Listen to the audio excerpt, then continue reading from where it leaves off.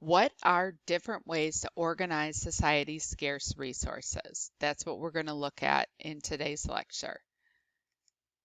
Students will be able to compare and contrast strategies for allocating scarce resources, compare and contrast different economic systems, identify the three basic economic questions, define profit motive, competition, and government regulation in the invisible hand, analyze how each type of system meets the broad and social and economic goals.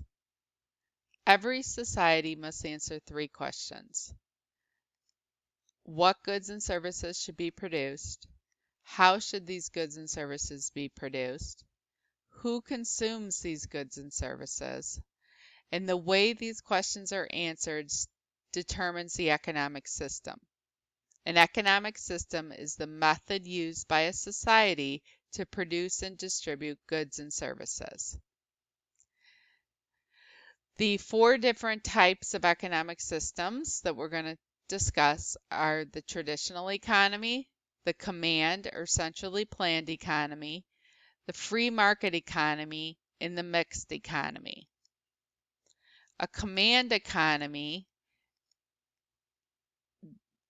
In a command economy, the government owns all the resources.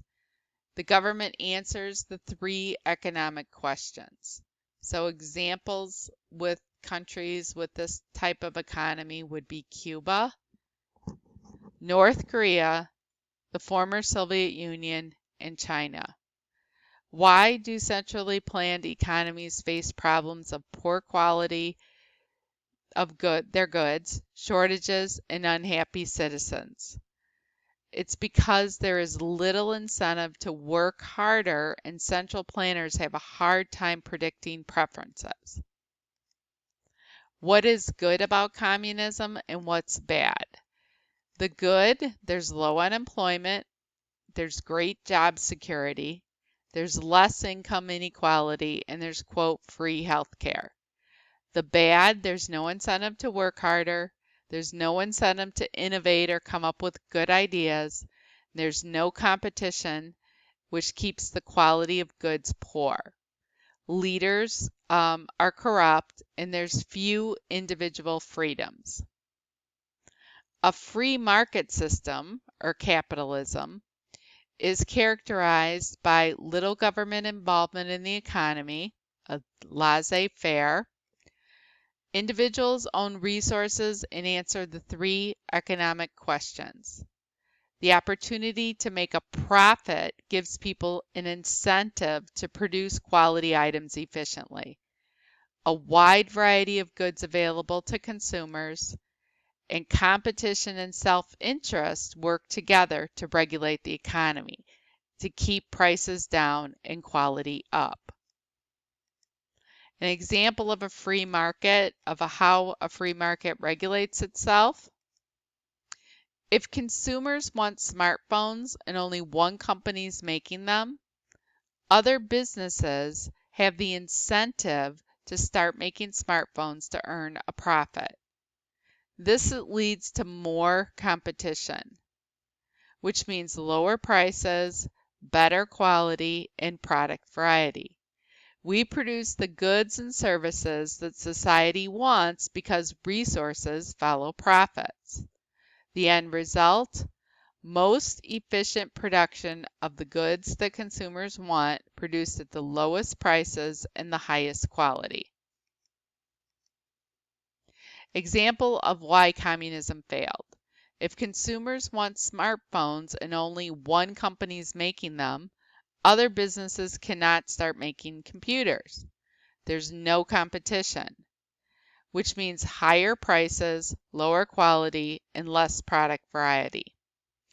More phones will not be made until the government decides to create a new factory. The end result, there's a shortage of goods that consumers want, produced at the highest prices and the lowest quality. So imagine a farmer's market. The farmer sets his prices in the morning. As customers come in, they make purchases that benefits themselves. If apples are priced too high, they don't sell. After a few hours of poor apple sales, the farmer may choose to lower the price. Apples sell. Customers are happy. The farmer's happy. Producers and consumers act in their own self-interest and make adjustments automatically. The idea of the invisible hand is a concept that society's goals will be met as individuals seek their own self-interest. Example, society wants fuel-efficient cars. Profit-seeking producers will make more. Competition between firms results in low prices, high quality, and greater efficiency. The government doesn't need to get involved since the needs of society are automatically met. Competition and self-interest act as an invisible hand that regulates the free market. Mixed economies. Mixed economies are a system with free markets, but they also have some government intervention. In a mixed economy, individuals own the resources. The government regulates the production and distribution of many goods and services.